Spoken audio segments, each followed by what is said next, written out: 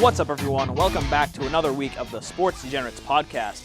If this is your first time listening to us, guys, make sure to also listen on Apple Podcast, Spotify, iHeartRadio, or Spreaker. We're also on Twitter at the Sports Degens and Instagram at Sports Degenerates Podcast. Finally, you guys can also watch us on YouTube at the Sports Degenerates, and make sure to follow us on all of these platforms if you can. And also make sure to like this episode. It would help us out a ton. I know Apple Podcast has an update coming or something like that, so there's going to be some interesting things there. Possibly might be considering, if you guys want, you guys can pay a small fee, be subscribers, whatever it may be. But you guys know us. We're just a couple of college students. We love talking about sports. We love watching sports. We love listening to sports. We love everything to do with sports. So here we are. Everything. Here we are. We decided to make a podcast about it. Matt, this is our first day in our new studio, the Degenerate studio. Degenerates Incorporated right here. Degenerates Incorporated. I like that. We've taken a couple weeks off. We've put a lot of hard work, a lot of sweat, blood, and tears into building this studio. Yes, we have. With our bare hands. And now that we have done that, after our stimmies hit, put all the time and money into it, we got a beautiful new set for everyone to watch here on our YouTube if you're watching. Instead of just listening, and it feels good to be back. We've really worked hard to build, definitely not just use or rent this studio. Yeah, and it's I'm excited. Let's talk sports, man. Yeah, real quick, guys. If you are listening to us right now, feel free check us out on YouTube so you guys can see that we're in a brand new space. We have a full studio, so here we are. But let's get right into things. Let's start with the Celtics. Yes. The Celtics, you guys know, we've been very adamant about not necessarily hatred to the Celtics, our annoyance of the Celtics. We've been critical. We've been extremely critical of the Celtics, yes. Yes. And the Celtics have the third longest win streak, the third best record in the league since the trade deadline right now. I mean, all they really did was they traded for Evan Fournier, and they got rid of Daniel Tice and a few other players. They've been playing great. Obviously, they lost a game against the Bulls, which just a night or two ago. Yeah, we'll get into that in a second. But besides that, they've won pretty much, I think, almost every game since the trade deadline. Let's see. The last game that they lost besides that Bulls game was against the 76ers on April 6th. And that was our bet. That was the last bet we did. That was. That is why I am in the robe right today. Now. Exactly. All these weeks later. Yeah. It sucks. This was a long time coming, but I'm back in the pink. Yeah, that's all right. That's all right. I'll put it back on you next week. Yeah, but they won 101-99 against the Knicks, 145-136 against the Timberwolves. That was if I'm not mistaken, game. That's the game that Jason Tatum. Yeah, Friday, April 9th. That is the game. Jason Tatum had a career high 54 points, was it? 53. 53 points? Jesus. Still wild. Jesus, that's what a lot. A game. Yeah. Going into overtime, and they got the win. Yep. I mean, that is a dream game for a Celtics fan or a Jason Tatum fan. It is. I was blown away when I saw that number. Like, oh my God, he put a 50-piece on him. Yep. They had a solid 105-87 win against the Nuggets on April 11th. That was a really good one. They're a good team. If I'm not mistaken, I think they made a comeback in that game, which is like the first comeback that they made all season. I would argue. Yeah. 116-115. This was another really good win against the Trailblazers. Yes. Because that was a really close game, and it was great to see that they actually won a close game for once. Yeah, they beat a lot of good teams out west. Right after that, they beat the Lakers, obviously, who are missing their two stars, LeBron and AD. Still can't argue with it. Here's the thing, though, with that Lakers game is that in the third quarter they had a huge lead, but in that third quarter their bench almost blew that lead. Bench almost blew that lead, and then you noticed right after that happened, that's when Danny Ainge went out and signed Jabari Parker, who granted has been kind of a bust. I mean, he averages like 14 points a game in his career, and his best days were with the Bucks, and he wasn't even that great. He's had 2 ACL tears. That's a big reason why, and he's been kind of a journeyman. And they won another great game against the Warriors, 119-114. And Tatum put up numbers in that game again too, 44 points, and he had to because the Warriors with Steph Curry right now, Steph is going absolute dummy mode on them right now. He's averaged 40 to 45 points the last couple weeks in a row, which is unseen before in the NBA. I loved Curry a couple of years ago when he was winning the rings and all. And so I like to see him, like he was injured last year and now he's playing good again. Yep. And so for the Celtics and Tatum to have Curry still put up almost 50 on them but still find a way to get the win, that's impressive when you could stop a star like that. It is impressive. And then, the game against the Warriors and Celtics always tend to play really well against each other and always have great games. Even when the Warriors had Kevin Durant and stuff like that, and the Celtics weren't, I mean, you could argue Celtics were contenders, but they weren't on the Warriors level. Yeah. They always had great games. They always had great games. The Warriors tended to win most of those games, but they still would have great games. And then Monday night, they lost against the Bulls. The Celtics were extremely shorthanded. They were missing Evan Fournier. Yep. Evan Fournier has been out a few games for health and safety reasons, I'm pretty sure. And they were missing Smart, Kemba, they were missing Smart, Kemba, and Robert Williams as well. Yeah.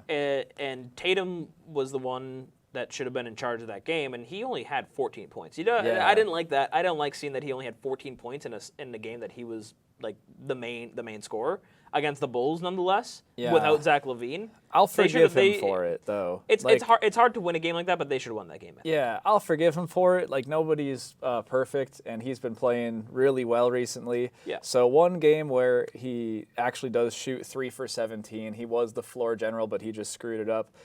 You know, that's fine. You'll have those days, but if they could get back on another 6-game win streak, then we won't have anything bad to say about them. Like, of course. Like we normally do this year. Yeah, I would love to see them get healthy because tomorrow we're recording this on Wednesday. They play the Suns, and then on Friday, one of the best teams in the West. And then on Friday they have a game against the Nets. Yeah, best That's team in the huge. East. If they can get healthy, which I don't know if they can. Actually, they do expect, I believe, Robert Williams to be back soon, so that he'll be huge. He'll be a huge presence in the paint. Yeah.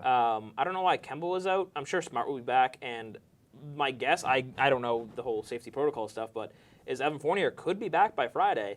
I have no regard or anything. I'm not sure whatsoever. But he could be back by Friday, and if they have a full lineup, I'm excited to see how they keep up with the Nets. If they're able to keep up with the Nets, because obviously the Nets, it's the Nets and 76ers that are the leading teams in the East. So it'll be interesting. They need to come up to play. And the big thing with the Celtics right now is you notice how much it's impacted them having some depth scoring, getting Evan Fournier here. And Jabari Parker hasn't been bad in 2 games. I think he had like 11 points one night and like 8 points another night. That's scoring that you weren't getting really from your bench. And you saw that, I mean, speaking of Williams, Grant Williams had a horrendous game against the Bulls on Monday. So, yeah, I think with this team, as we talked about a bunch of times, their bench kind of sucks, and having some more scorers is huge. It is huge, yeah. And it's interesting, much like the Nets, where we haven't seen their full lineup, play together. We haven't seen their full potential yet, minus a game or two. Yeah, like with the Celtics, I can't wait to see how all of them work together. I think we saw a good handful of games where you had all 5 starters and Evan Fournier together, and I think that was part of their win streak, or they got some wins from it. Evan Fournier really is what they needed badly on the bench. You know, it was a rocky start coming out of the trade deadline. Yeah. He went 0 for 10 his first debut game, and I think that's the last time we talked about him. Mm-hmm. But as we said a few weeks ago, we're like, it's fine, he'll bounce back. He was good on the Magic, and yeah, we were right. You know, he'll get you an easy 15 points every night. Yeah, like we keep saying, he's huge. Whether you put him in the starting lineup, whether you make him 6-man or something like that, he's fantastic. Mm-hmm. And honestly, in general, right now, a lot of Boston sports teams are hot. Yes. Obviously, we talked about the Celtics; they're looking pretty good. Let's get into the Red Sox then. Red Sox are next. Red Sox started off the season horribly. As we expected. Exactly. Lost 3 games in a row to the Orioles. The last game against the Orioles, not the last game, but April 2nd, they lost 3-0. April 3rd, 4-2. And April 4th, they lost 11-3. So horrible. Then after that, they rattled off 9 games in a row, which is crazy. And they had some really good wins there. I wasn't expecting it. I wasn't expecting it. I hated everything the Red Sox were doing. Yeah. I was not expecting them to have such a good season so far. I'm still a little skeptical, as I am with the Celtics still, because the Celtics, like they did before the trade deadline, they kind of got me excited for, they're doing well, they have 4 games in a row, then they continue doing what the Celtics do. Yeah.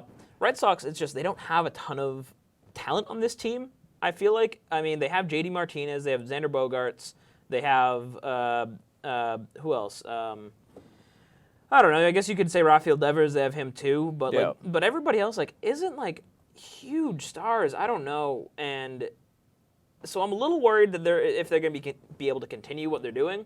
But hey, I'm not going to argue with it. They had another kind of crappy showing against the White Sox, the doubleheader on Sunday, April 18th. They lost 2 games, 1-3-2, 1-5-1, and then they just picked it right back up the next day, 11-4, and then 4-2 against the Blue Jays yesterday. So they've been playing out of their minds, and it's great to see them playing like that. They're getting good pitching. Yeah. Their bullpen is playing great, and they're getting hitting. Yeah, and against good pitchers too, they've played really well. Exactly. I was reading an article this morning about them playing against 5 out of the 8 Cy Young candidates, and they are 5-0 against those pitchers. So their batting has been really good. You mentioned Xander Bogaerts and JD Martinez. They're both batting just under 400 right now, which is insane. Obviously, they can't keep that up. No, absolutely. At the start of every baseball season, there's always a few players that are right around 400, and everyone's like, "Oh my God! Are they going to be that magician that does it?" And no, nobody ever does. No, the only person that's ever hit above 400 is Ted Williams. That was back in the 50s or 60s, whenever it was. Right. It's impossible. Yeah, exactly. It is. But, no, continue. Yeah, no, 16 games in. Not bad. Decent numbers. Or is it 18 games? Yeah, they're 12-6 right now. That's 18 games. I mean, that's how math works, I think. It's so unexpected. Yeah. The last time we talked about them on the show here, it was, we're not going to talk about the Red Sox on the show until they deserve to be talked about. Mm-hmm. And, well, here we are out of nowhere. They're first place in the American League. And they are. They have the second best record in the league right now behind the Dodgers, who are easily the best team in the league, which wasn't expecting that. I mean, I want to go down the lineup right now by how well some of these players are playing and overperforming. Yeah. Christian Vasquez, is hitting .286, which means Christian Vasquez, I was expecting him to have a big year, no matter how bad they were. Bobby Dalbec, who is a rookie, .244, not bad with how many home runs? He has... I can't find home runs there. Either way, Bobby Dahlbeck's hitting .244. Christian Arroyo's hitting .357. Xander Bogaerts hitting .393. Rafael Devers hitting .371. Fantastic. Frankie Cordero, .370. Enrique Hernandez, .254. That's all right. Hunter Renfroe, .141. We're going to ignore that. JD Martinez, .375. Alex Verdugo is also really good, .295. And, that's really it. They've been playing fantastic. Like I said, was not expecting them to be doing that. Rafael Devers, there it is. Christian Vasquez has 2 home runs. Rafael Devers has 5. JD Martinez has 6. Alex Verdugo has 3. Same with Enrique Hernandez. So they've been playing fantastic. I don't want to get into a ton of stats today. But, their pitching is playing really well as well. Nathan Eovaldi, who right now is their top pitcher, has an ERA of 3.04, which isn't bad. I mean, low threes. All their starters have low threes right now, which you can't argue with. Martin Perez is a 5.93, which I'm kind of surprised about. But either way, sorry, don't want to get too much into stats. This is really my first time looking at these stats for the Red Sox, but I don't know. I've been surprised by what they're doing. I'm pleasantly surprised. I think they knew. I think they knew that we bought tickets for them for May 6th. I was just going to say they knew. It's amazing how quickly it turned on a dime. When they were 0-3, lost 3 straight to the Orioles, we were like, okay, they're going to suck. Let's get cheap tickets to Fenway. Yep. Then they started winning. And, well, I think we might have gotten a deal. And I think we did.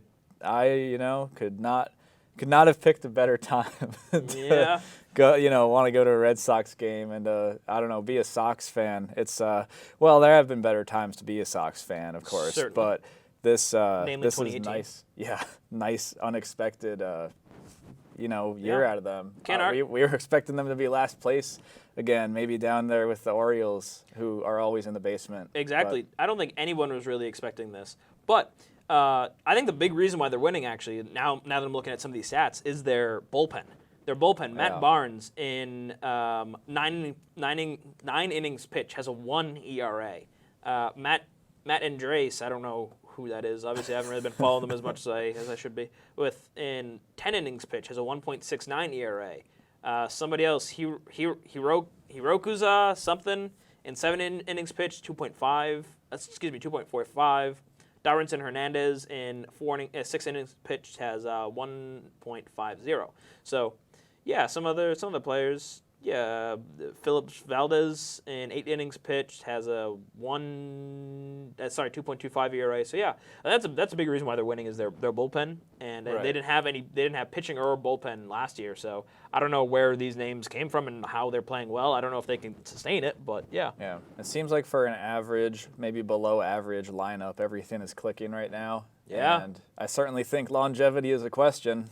How long can they keep it up for? Exactly. Like I said, hopefully until we go to our game. Yeah, hopefully. Like I said, same with the Celtics. I mean, you don't really know how long will they be able to keep this up for. You don't really know. It's kind of hard to tell right now. It's funny. I almost have more confidence in the Celtics. Do you really? Which is interesting because the Red Sox are first place and the Celtics obviously are a mid-tier team. Yeah, I think they're around the 5th place in the East. But I like their lineup. It's here's the thing.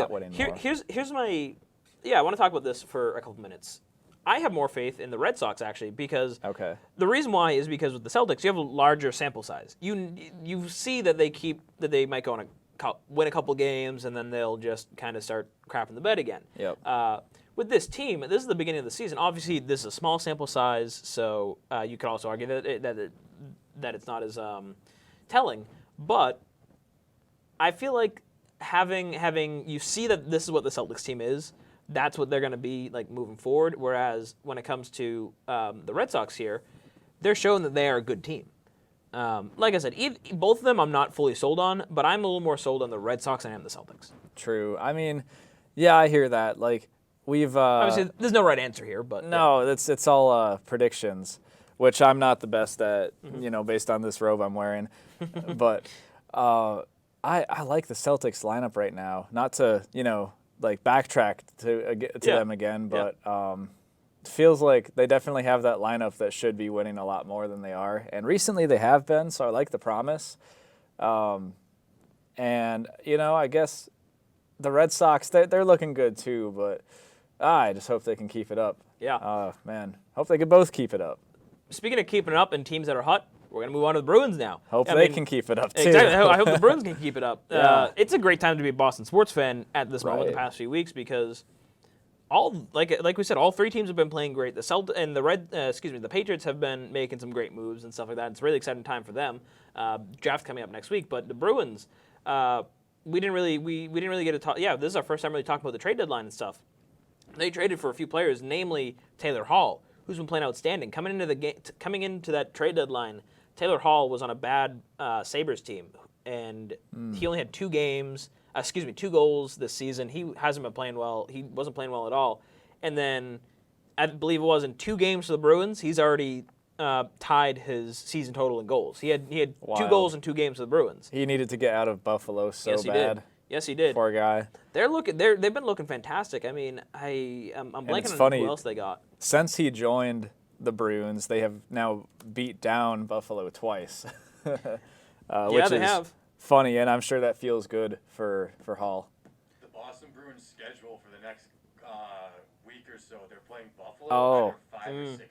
I see that. They have three out of their next 5 games are Buffalo. They'll probably beat them down a few more times. Taylor is going to argue with that. He's going to savor every moment yes, I am. of that. Yeah. I said yes, I am. Yes, he is. Yes, he is. Tyler, what's the difference? Same thing.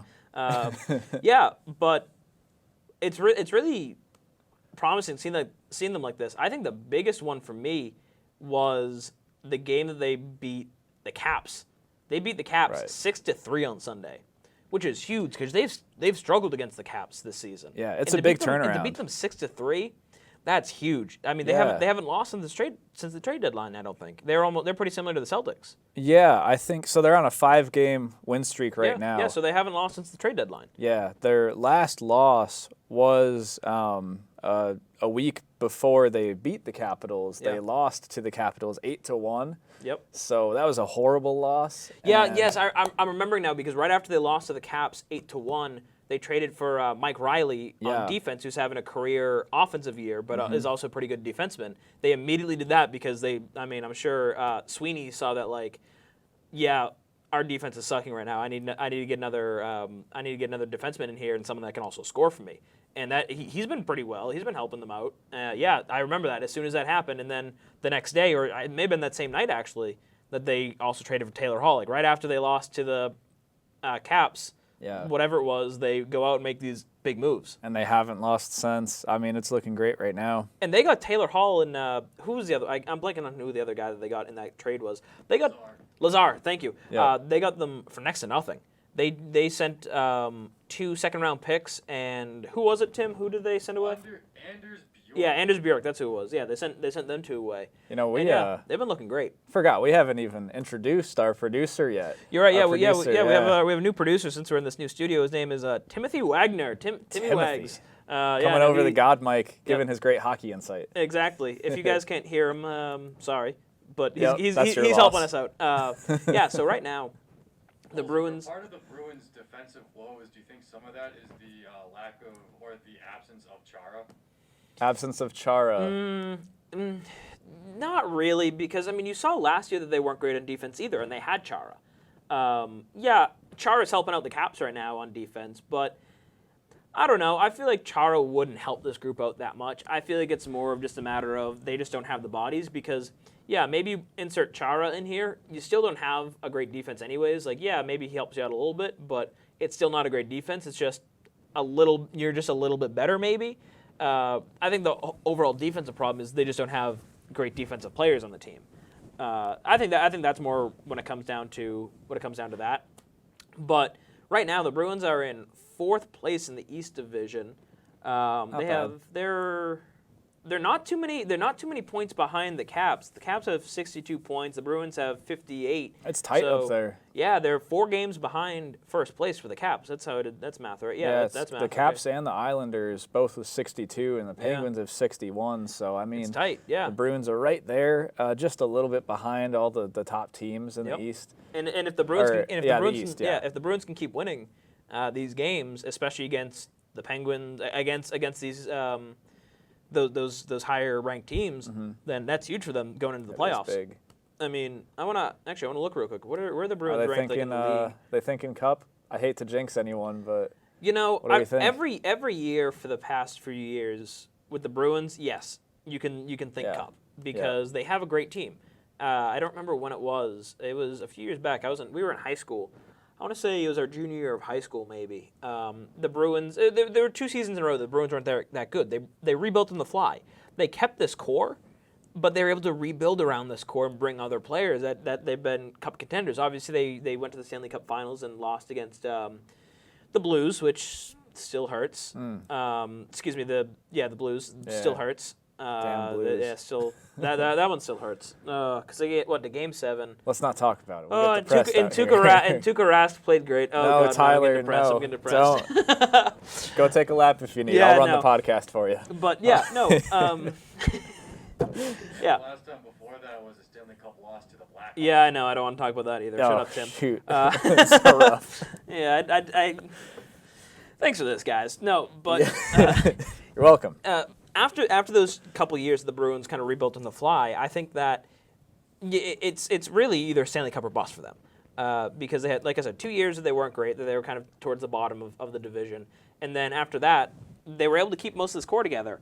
And I feel like this is kind of how Don Sweeney sees it as well. Is that it's Cup or bust the next few years because the core that you have right now, specifically with Marchand and Bergeron up top and the top line, they're not going to be together that much longer. They're getting up there in age. They're prime years. They're right at the end of those prime years, and you gotta make the most of it as you can.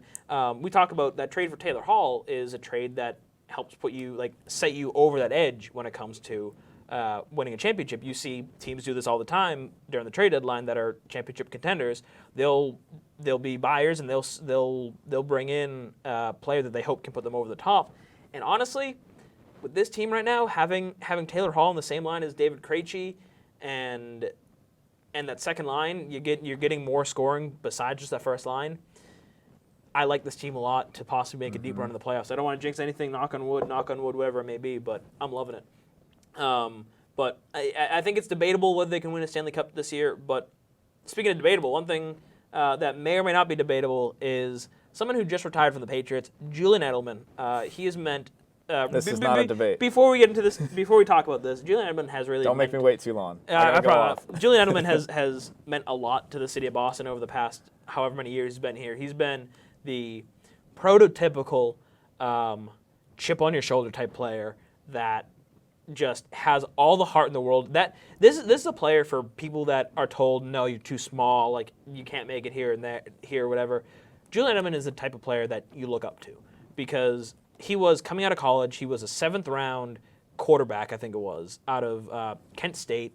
No one expected him to be anything, and the Patriots decided to transition him to wide receiver. Yeah, and that's still crazy that he started as a quarterback. Exactly. I always forget about that. Yep. That's such a transition. And at first too, he wasn't even a starter. He was the slot receiver behind Wes Welker. Right. And then even once Wes Welker left, you weren't sure if Julian Edelman was going to be the next guy because that same offseason, right? Exactly, they brought in Danny Amendola on a decent sized contract from, I think Danny Amendola was coming from St. Louis.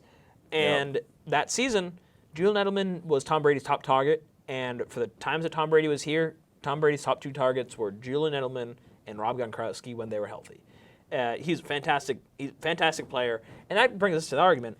You think that he's a Hall of Famer? Yeah, he is a Hall of Famer. Anyone who thinks that Julian Edelman is not a Hall of Famer and does not belong in the Hall of Fame, you're wrong. Okay, you're wrong. Get out of here. Now, if you disagree, get off. Don't watch our podcast. Please keep watching our podcast. We love all of you. Please keep watching our please keep watching our podcast, please. Please. But no, this is me begging. Why do you think he's a Hall of Famer? It's just easy. I mean, 3 rings and a Super Bowl MVP. I mean, it's one thing if you just, were on a good team and lucked into some rings, but he was a huge component of all their playoff runs and their Super Bowl performances. I mean, he's got the MVP to go with the rings. That's his justification. Like, these rings are legit, and I think he belongs. He belongs in the history books. It might be a while. I think that's what you're thinking. Yeah. It might be a couple of decades till he gets in there, because obviously there's better wide receivers. Yeah. People with better resumes, but someday he's got to be there, right? How do you leave out a guy with that many rings? That's where I'm coming from. Yeah, it's tough. It's tough for me. I'm really torn on it because obviously, as I just said, I love Julian Edelman. He's a Patriot through and through. He's one of the best Patriots of all time, in my opinion. But the thing is, when it comes to him being a Hall of Famer, which I'm kind of torn about, is he never really had great regular season stats. He only has like 6,000, just over 6,000 yards regular season, which that's really nothing. That's nothing. 6,000 yards. 6,000 yards. You see a lot of these players have that in like 4 seasons of their career. A lot of times, like some of these really good wide receivers, and a lot of the receivers now. Another reason I'm not too sure is because wide receivers are one of the hardest positions to get into the Super Bowl, to get into the Hall of Fame, mainly because a lot of really good wide receivers have huge stats, and that's the thing. And a lot of these wide receivers have huge stats and sometimes help their team with playoffs. Like look at Randy Moss. Randy Moss, one of the best wide receivers of all time. Yep. Yeah, he never won a Super Bowl, but he helped the Patriots to an undefeated season. He had 6. You can consider Randy Moss a top wide receiver of all time. That's obviously no joke, but yeah, there's a lot of wide receivers that they go in simply because of their stats, and Julian Edelman doesn't have those stats. Yes, he has the playoff stats. Mm-hmm. He is second in playoff history in yards, and I think he's up there in receptions and touchdowns as well, if I'm not mistaken. I might be wrong on the touchdowns part, but he's just behind Jerry Rice when it comes to all-time playoff yards. Yeah. And obviously Jerry Rice, Jesus, I just said Ray Rice. Oh, my Lord. Oh, no. Cut it. Not cut Ray cut Rice. The show. Not cut Ray it. Rice. We're done. Thank you all for watching. Yeah. No, but Jerry Rice, obviously the best wide receiver of all time. He's right behind Jerry Rice when it comes to playoff yards. And it's tough because there are other wide receivers that are in the Hall of Fame because of their playoff success. I mean, I think I'm blanking on his name, but a couple of wide receivers, maybe Lynn Swann, I think it might be Lynn Swann from the Steelers teams that are in the Hall of Fame mainly because of their playoff success. But I also want to argue with that. A counterpoint to that is that that's a different time. The league wasn't as much of a passing league. Julian Edelman was in the league at a time that it was a passing league.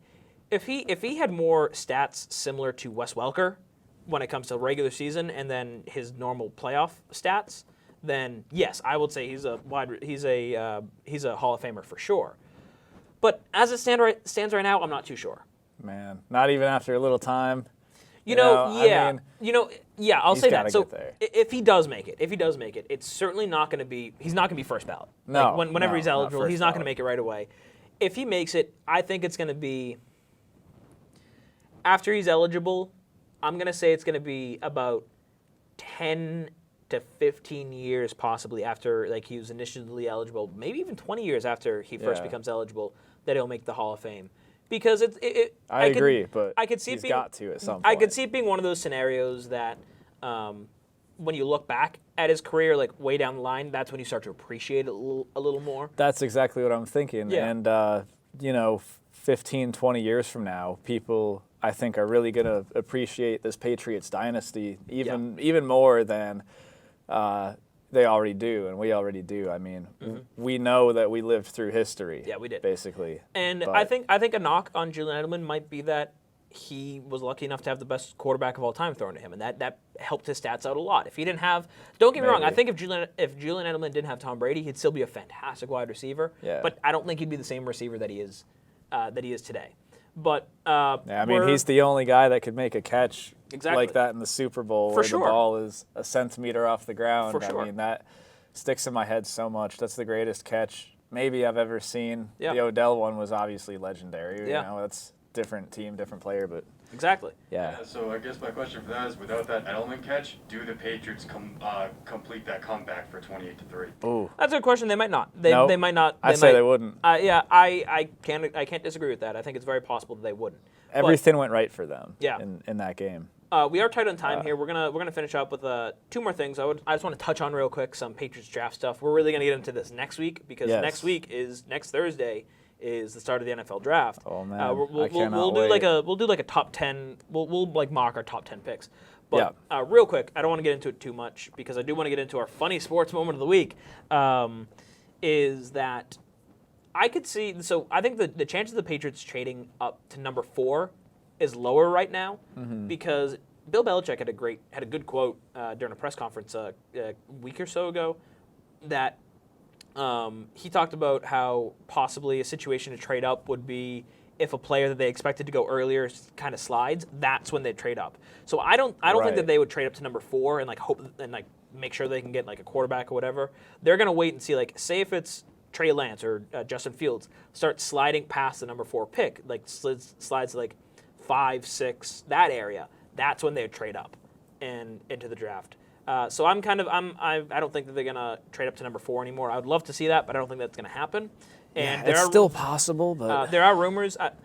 There's gonna be so many trades that could possibly happen. There are rumors that Miami would be willing to trade their pick. That I believe the Falcons would be willing to trade their pick, obviously at 4 there. I believe the Panthers are taking calls, and I'm sure Detroit would take calls as well. Yeah, all of them. Maybe even Denver with the 7th pick. Yeah, I think come draft day, come next Thursday, there's gonna be a lot of movement. But let's talk about that more next week. We can do almost the entire show with that. Sure. But let's get to our funny sports moment of the week, guys. We're gonna put in our IFBs, and Tim is gonna play it. And Matt, look at us. I know you know what it is. We're so fancy yes, with all of our new equipment. Yes, we are. It's good to be here. Yes, it is. All right, roll the clip, Tim. There it is. Offensive rebound. All right.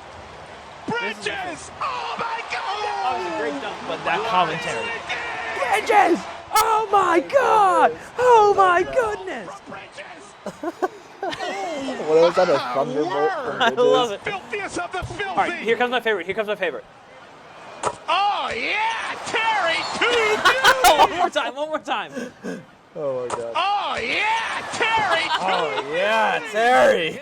I think he's he might be that announcer might be getting a little into it there. Yeah, he is. He's getting a little feisty up in the booth. Oh my Lord, those are fantastic. Those are fantastic. Let's bring it back to us, Tim.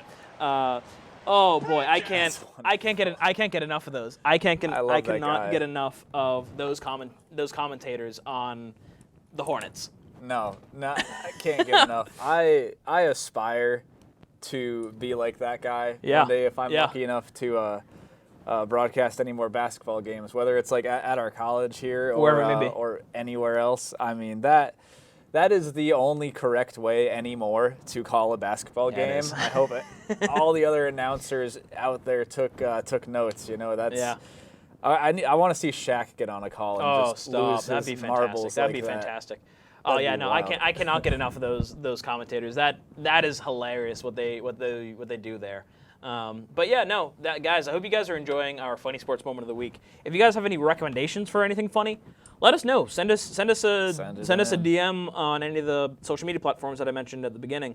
But that's actually going to do it for us this week, guys. We appreciate you so much for joining us. As always, please make sure to check out our YouTube channels, our everything. Check it out. Instagram, everything. Check it out. Sports Degenerates Podcast. Yep, we appreciate you guys for joining us, and we'll see you next time on the Sports Degenerates Podcast.